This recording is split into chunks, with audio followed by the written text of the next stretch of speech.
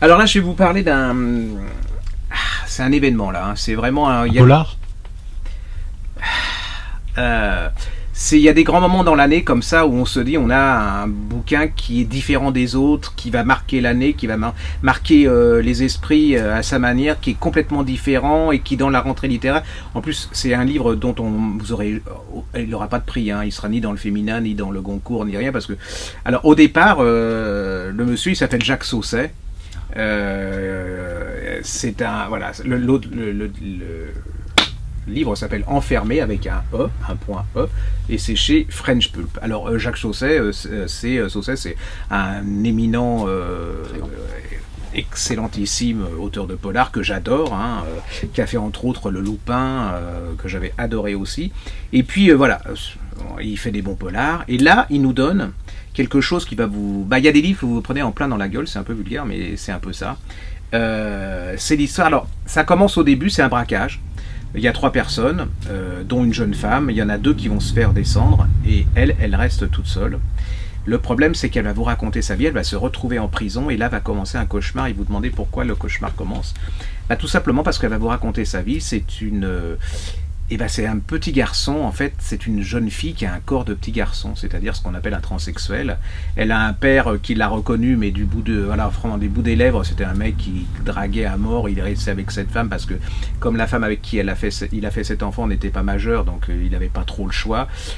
C'est leur histoire. Alors le père, lui, il veut un mec, il veut un petit garçon, c'est, voilà, le petit garçon, il est là, et il doit jouer au foot, vous savez, comme tous les pères aiment, voilà, voilà.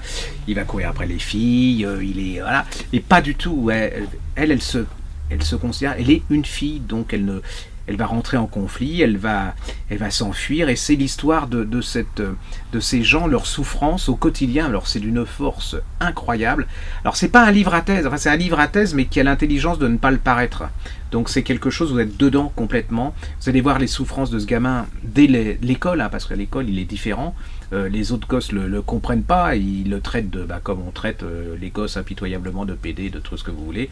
Il va s'en prendre plein la tête, il va s'en prendre vraiment physiquement plein la tête.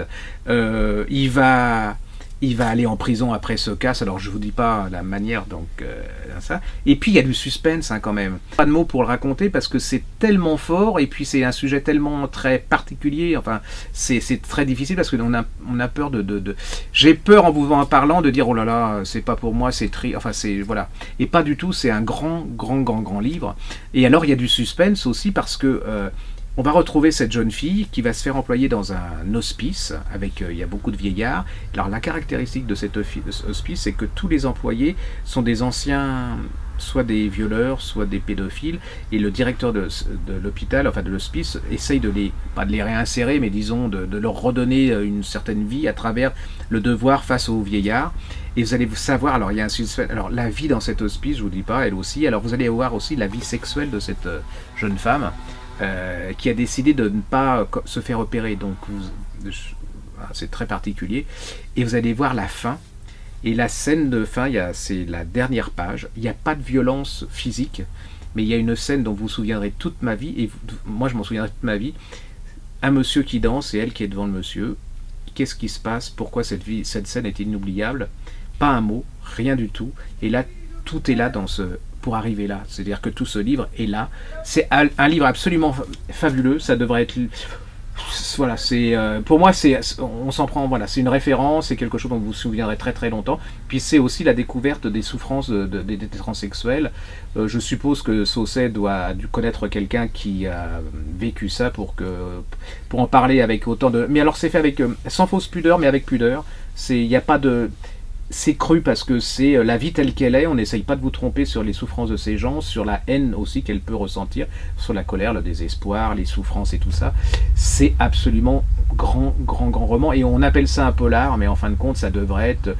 Moi, si avec moi, je lui donnerais le prix Femina, parce qu'au niveau des femmes, je trouve que ça a un retentissement énorme, et je trouve que les journalistes devraient en parler beaucoup, pas sous le couvert seulement du polar, mais sous le couvert d'exposer ce qu'est la vie d'un transsexuel en France actuellement, depuis l'école jusqu'à nos jours, sans tomber dans la case-prison forcément, mais la case-prison c'est un peu le symbole de la quintessence des souffrances. Voilà.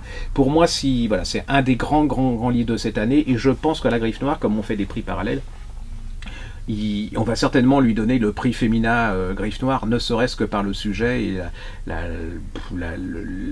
le talent avec lequel il parle de ce sujet. Voilà, ça s'appelle Enfermé de Jacques Sausset, c'est chez French Pulp.